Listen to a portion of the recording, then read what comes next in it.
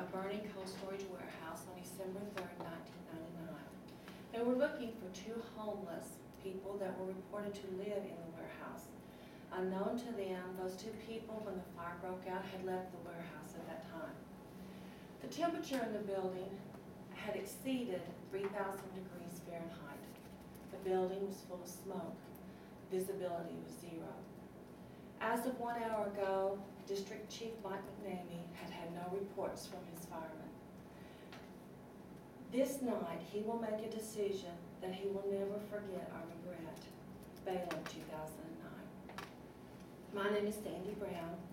I'm a nurse by profession. In 2003, I had the opportunity to go to Worcester, Massachusetts and work with UMass Home Health.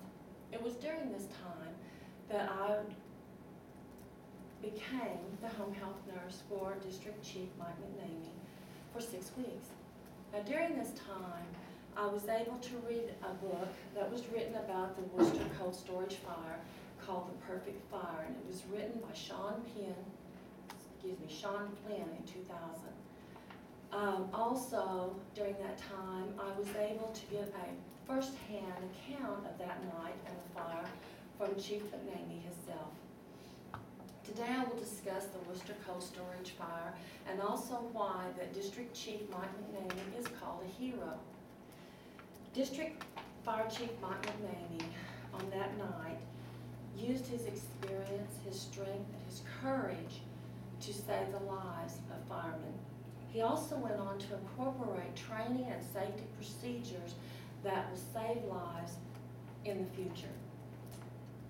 The Worcester cold storage fire began on December 3rd, 1999 in Worcester, Massachusetts. Wikipedia, 2010. It began in a cold storage warehouse from a candle falling over during an argument by two homeless people. The two homeless people left the building without reporting the fire. The structure was nearly a century old, which many of the buildings are there. The interior walls were covered by insulation up to an 18-inch thickness. Once ignited, the fuel was fed by large amounts of oxygen, which made it inextinguishable. The 6-story building was made of brick, and it had no windows from the second floor up. The temperature in the building reached over 3,000 degrees Fahrenheit, and on December 3rd, 1999, 6 firemen lost their lives. With no radio contact from his 6 firemen, District Chief Mike McNamee made the decision to stop the rescue process, and I quote, "Look, it's over." He told the crews ready to go in to get their brothers. "They were mad. They were yelling at me," says McNamee. McNamee steeled himself, braced his feet on the door, and put his hands over his head to more fully block the entrance. He raised his voice and bellowed, "Look, we've already lost 6. We're not going to lose any more." Balaam, 2009. After the deaths of the 6 firemen, many of their comrades retired, but Chief Mike McNamee went on to instill that their memories would live on. Training methods to deal with safety were incorporated, such as the rapid intervention teams.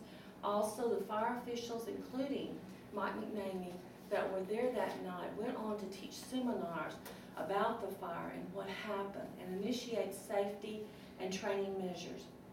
Groteau, 2009. Due to the experience and courage of District Chief Mike McNamee that night, firemen's lives were saved. District Chief Mike McNamee made the decision to stop the rescue process, but he also made his mission to improve the training techniques for firemen across the nation. To this day, retired Chief Mike McNamee keeps a dusty box filled with memorabilia of videotapes, photos, newspaper articles of the fire of December 3rd, 1999. He received therapy at the Outside Academy for Critical Incident Stress Management. And I quote, "It was the saddest time of my life. It was also the proudest I've ever been," he said. The way the fire service was pulled together on December 3rd, 1999 was a life-altering event and part of who he is. Rotate 2009. Thank you. I graduated from the fire academy and we had to do all the training and stuff that he and Corey back in the day. He's a great person. McNamee, hard to say his super. I keep wanting to say McNappy, even though I knew him, you know. It's a tongue twister, isn't it? Yeah, I knew.